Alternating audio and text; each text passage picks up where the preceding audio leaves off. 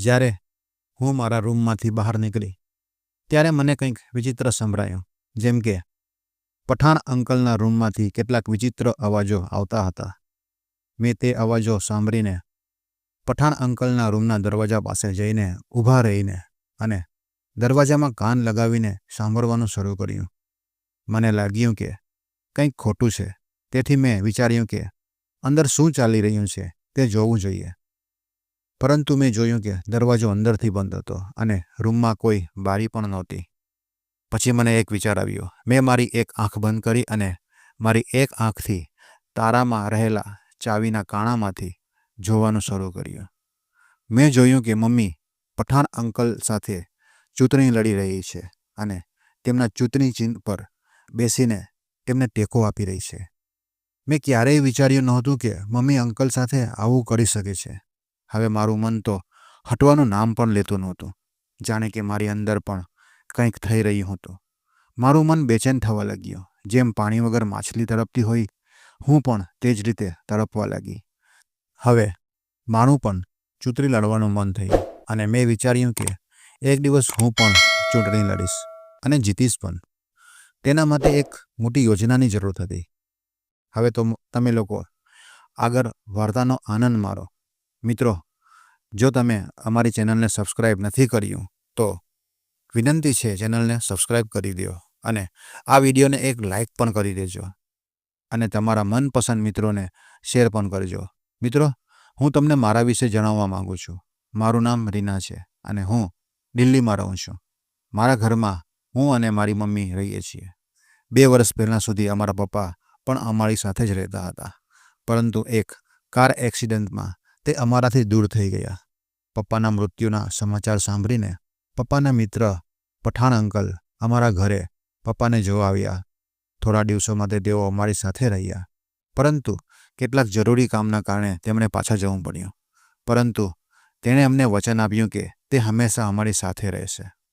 પપ્પા પછી એક પઠાણ અંકલ જ હતા જે અમને ખૂબ જ પ્રેમ કરતા હતા, કારણ કે હું ખૂબ નાની હતી ત્યારથી પઠાણ અંકલ અમારા ઘરે આવતા હતા અને તે પપ્પાના ખૂબ જ સારા મિત્ર હતા અને તેની સાથે એટલો લગાવ હતો કે એવું લાગતું ન હતું કે તે પપ્પાના મિત્ર હતા. એવું લાગતું હતું કે તે અમારા પરિવારનો જ સભ્ય હતા, જે અમારાથી થોડે દૂર રહેતા હતા. જ્યારે હું નાની હતી, અંકલ પપ્પા સાથે ઘરે આવતા હતા અને મારા માટે ઘણી બધી ચોકલેટો લાવતા હતા. હું તેને ખુશીથી આલિંગન આપતી હતી અને તેની સાથે રમત પણ રમતી હતી. પરંતુ હવે હું 18 વર્ષની છું. ધીમે ધીમે મારું બાળપણ સમાપ્ત થવા લાગ્યું અને હું મોટી થઈ ગઈ હતી. પણ હવે હું જ્યારે પણ અંકલને મળતી હતી ત્યારે તેના ઘરે લાગી જતી હતી. પરંતુ પપ્પા ગયા પછી મારી મમ્મી ખૂબ જ ઉદાસ રહેતી હતી. મને ખબર નથી કે તે ક્યારેય ખુશ થશે કે નહીં, પરંતુ જ્યારે પણ અંકલ અમારા ઘરે આવતા હતા ત્યારે તેના ચહેરા પર થોડીક ખુશીની ઝલક જોવા મળતી હતી. મેં પણ મારી જાતને વચન આપ્યું હતું કે હું મમ્મીને ક્યારેય ઉદાસ નહીં થવા દઉં.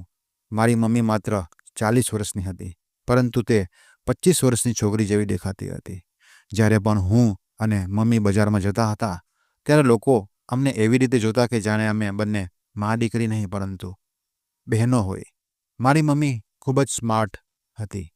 આ વખતે મેં પઠાણ અંકલને સાથે વાત કરવાનું વિચાર્યું. હું મારા રૂમમાં સોફા પર બેઠી હતી ત્યારે મને વિચાર આવ્યો કે મમ્મી હંમેશા ઉદાસ રહે છે. તેથી મને ખરાબ લાગે છે. કોઈ તો તેની ઉંમરનો પણ હોય જેની સાથે તે દરેક વાત શેર કરી શકે અને દરેક વાત જણાવી શકે, પણ આવું કોણ હોઈ શકે છે? હું વિચારતી હતી કે કેમ ના હું પઠાણ અંકલ સાથે વાત કરું. હું કોઈ વિચાર કર્યા વગર પઠાણ અંકલને ફોન કર્યો. પહેલાં તો અંકલે મારો કોલ રિસીવ ન કર્યો. હું પણ વિચારતી હતી કે અંકલ પોતાના કામમાં વ્યસ્ત હશે. હું આ બધું વિચારી રહી હતી ત્યારે જ મારા ફોનની રિંગ વાગી અને સ્ક્રીન પર પઠાણ અંકલનું નામ આવી રહ્યું હતું. મને તેમનો ફોન જોઈને ખૂબ જ ખુશી થઈ અને તરત જ મેં ફોન ઉપાડ્યો.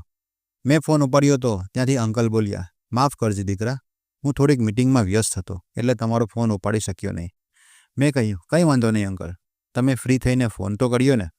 અંકલ બોલ્યા, "જો હું તમારી સાથે વાત નહીં કરું તો આ દુનિયામાં મારું બીજું કોણ છે? હું તમને જણાવી દઉં કે પઠાણ અંકલ હજી સુધી લગ્ન નથી કર્યા અને તેઓ સિંગલ છે. અમે ઘણી વખત તેમની સાથે વાત કરી, પણ તેઓ લગ્નને લઈને ક્યારેય ગંભીર નહોતા બન્યા. પછી મેં મારા અંકલને કહ્યું, અંકલ, જો તમને વાંધો ન હોય તો હું આજે તમારી સાથે વાત કરવા માંગુ છું. અંકલે કહ્યું, બેટા, શું થયું છે? મેં કહ્યું, અંકલ, પિતાજી અમને છોડી ગયા પછી મમ્મી ખૂબ જ ઉદાસ બની ગઈ છે. તે કોઈની સાથે યોગ્ય રીતે વાત કરતી નથી અને યોગ્ય રીતે જમવાનું પણ જમતી નથી. શું તમે થોડા દિવસો માટે અમારી સાથે રહેવા માટે આવી શકો છો? અંકલ થોડા વિચારમાં પડી ગયા. પછી તેને કહ્યું, કેમ નહીં દીકરા, હું મારા ઘરેથી ઓફિસ જાઉં છું, એવી રીતે તમારા ઘરેથી ઓફિસ નીકળી જઈશ. એમાં પૂછવાનું શું હોય?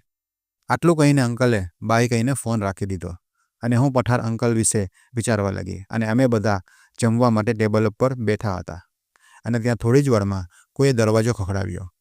હું દરવાજા પાસે દોડી ગઈ અને દરવાજો ખોલ્યો અને જોયું પઠાર અંકલ દરવાજાની બહાર હતા અને મમ્મી હજુ પણ ટેબલ પાસે મોઢું લટકાવીને બેઠી હતી. પઠાર અંકલે મારી મમ્મી તરફ જોયું કે મમ્મી હજુ પણ ઉદાસ બેઠી હતી.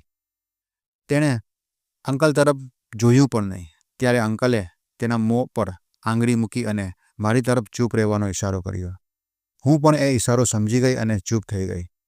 અંકલ ધીમેથી ચાલ્યા અને મમ્મીની પાછળ ઊભી ગયા અને મમ્મીની બંને આંખો પર પાછળથી પોતાના હાથથી ઢાંકી લીધી અને આ જોઈને મમ્મી પોતાની આંખો ખોલવાનો પ્રયત્ન કરવા લાગી. પઠાર અંકલ બોલ્યો, ઓળખો કોણ? મમ્મી પણ પઠાર અંકલનો અવાજ ઓળખીને બોલી, પઠાણભાઈ, તમે ક્યારે આવ્યા? અંકલે મમ્મીની આંખો ખોલી અને કહ્યું, જ્યારે તમે લટકેલું મોઢું લઈને બેઠા હતા ત્યારે. હું સમજી રહી હતી કે મમ્મી પઠાણ અંકલના આવવાથી કેટલી ખુશ છે. હવે મમ્મીને જેમ કે કોઈ ટેન્શન જ ના હોય. અંકલે કહ્યું, સરિતા, હવે હું હંમેશા તમારી સાથે રહીશ અને ક્યારેય પણ નહીં જાઉં. હું મારા દોસ્તની જાનને એકલી રડતા કેવી રીતે છોડી શકું? અને હવે આ દોસ્ત પોતાની દોસ્તીનું કરજ તો ચૂકવે જ ને. આ વાત સાંભળીને મને પણ ખૂબ જ ખુશી થઈ કે અંકલ હવે અમારી સાથે રહેશે. આ રીતે અમને પણ અમારા પપ્પાની ખોટ નહીં લાગે. અંકલ પણ અમારી સાથે જમવા બેઠા અને અમે બધાએ ઘણી વાતો કરી અને આજે અમે બધા એકસાથે એક રૂમમાં સૂવા માટે ગયા અને મોડી રાત સુધી અમે જાગ્યા. પછી અંકલને સવારે ઓફિસ પણ જવાનો હતો અને તેને પણ ઊંઘ આવી રહી હતી, તો તે ઊંઘી ગયા. હું પણ અંકલની છાતી પર માથું મૂકીને સૂઈ ગઈ અને આ રીતે ખબર ન પડી કે સવાર ક્યારે થઈ ગઈ. મમ્મીએ સવારે ઉઠીને જલ્દીથી જમવાનું બનાવ્યું અને પછી અંકલ પણ ઉઠીને તૈયાર થઈ ગયા. અમે બધાએ સાથે નાસ્તો કર્યો અને પછી અંકલ ઓફિસ ચાલ્યા ગયા અને હવે આ જ રીતે દિવસો પસાર થતા ગયા. હું અંકલને મારા પિતા તરીકે માનવા લાગી. એક રાત હું મારા રૂમમાં સૂતી હતી અને મને એક ખરાબ સ્વપ્ન આવ્યું જેમાં મને પાપા દેખાયા. મને ખૂબ જ પરસેવો આવ્યો. અચાનક મારી આંખો ખુલી ગઈ અને જોયું કે હું મારા રૂમમાં સૂતી હતી અને મારા માથા પરથી પરસેવો ટપકી રહ્યો છે. મને ખૂબ જ તરસ લાગી. હું પથારીમાંથી ઉઠી અને જગ ઉપાડીને પાણી પીવા ગઈ અને જોયું કે જગમાં તો સંપૂર્ણ ખાલી છે. મેં વિચાર્યું કે હું રસોડામાંથી પાણી લઈ આવીશ. મેં મારા રૂમનો દરવાજો ખોલ્યો અને જગ લઈને કિચન તરફ ગઈ. રસ્તામાં મમ્મીનો રૂમ પડતો હતો અને આગળનો રૂમ અંકલનો હતો. જ્યારે હું અંકલના રૂમની પાસે પહોંચી તો મને કેટલાક વિચિત્ર કણસવાના અવાજ સંભળાયા. મેં વિચાર્યું કે કોઈક થઈ રહ્યું હશે. અંકલ ટીવી જોઈ રહ્યા હશે. મેં ધ્યાન ન આપ્યું અને આગળ વધી અને આ કણસવાનો અવાજ વધારે તીવ્ર બન્યો. મેં વિચાર્યું કે આખરે આ શું હોઈ શકે? પછી હું અંકલના રૂમની પાસે પહોંચી અને મને મમ્મીનો કણસવાનો અવાજ સંભળાયો. મેં વિચાર્યું કે મમ્મી અંકલ એકસાથે રૂમમાં આટલી મોડી રાત્રે શું કરી રહ્યા હશે? મેં મારો એક કાન દરવાજાની બાજુમાં રાખ્યો અને અંદરનો અવાજ સાંભળવાનો પ્રયત્ન કર્યો. ત્યારે મને કેટલાક સ્પષ્ટ અવાજો સંભળાયા. મમ્મી કહેતી હતી કે પઠાણ, થોડું વધારે જોરથી કર. આવું સાંભળતા જ મારા શરીરમાં જાણે કરંટ દોડી ગયો. હું ચકિત થઈ ગઈ. પછી મેં વિચાર્યું કે અંદર શું થઈ શકે છે, પણ હું અંદર કેવી રીતે જોઈ શકું?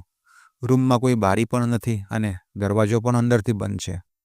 ત્યારે મને વિચાર આવ્યો કે મેં તાળાની ચાવીનો જે હોલ છે તેમાંથી મારી એક આંખ બંધ કરી બીજી આંખથી હું જોવા લાગી. હવે બધું મને સ્પષ્ટ દેખાઈ રહ્યું હતું. મેં જોયું કે મમ્મી અંકલના ચૂંટણી ચિહ્ન ઉપર બેઠી હતી અને અંકલના પ્યારમાં ગોથા ખાઈ રહી હતી અને મમ્મી તો જાણે ખૂબ જ મજા આવી રહી હોય. આ બધું જોઈને હું ચોંકી ગઈ. આવું પણ કંઈ થઈ શકે છે? આ બધું જોઈને મારો હાથ એવી જગ્યા ઉપર પહોંચી ગયો જ્યાં તેને પહોંચવું જોઈએ નહીં અને હું મારી આંગળીથી ખુદને ઉત્તેજિત કરી રહી છે અને હું પણ મારો હોશ ખોઈ બેઠી.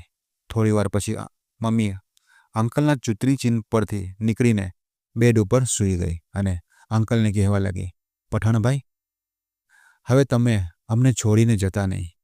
અંકલ પણ કહેવા લાગ્યા, હું હંમેશા તારો અને રીનાનો ખ્યાલ રાખીશ.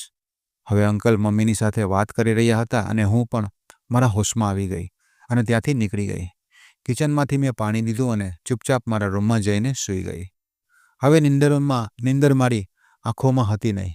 મારી આંખોમાંની સામે વારંવાર તે જ ચિત્ર આવી રહ્યું હતું. આમ તેમ પડખા ફેરવતા ફેરવતા સવાર ક્યારે પડી ગઈ તે ખબર જ નહીં પડી. આજે હું અંકલના ઉઠવાની પહેલાં જ ઉઠી ગઈ અને બાથરૂમમાં જઈને ફ્રેશ થઈને નાહી લીધું અને એક હલકી ગુલાબી રંગનો ડ્રેસ પહેર્યો, જેમાં હું ખૂબ જ ખૂબસૂરત લાગી રહી હતી. ડ્રેસ થોડો ટ્રાન્સપરન્ટ હતો. ડ્રેસની અંદર પણ વધુ સાફ દેખાઈ રહ્યું હતું. મેં જોયું કે અંકલ સોફા ઉપર બેસીને નાસ્તો કરી રહ્યા છે. હું બાથરૂમમાંથી ટુવાલને મારા ભીના વાળમાં લપેટીને બહાર આવી ગઈ અને અંકલની સામે ઊભી ગઈ.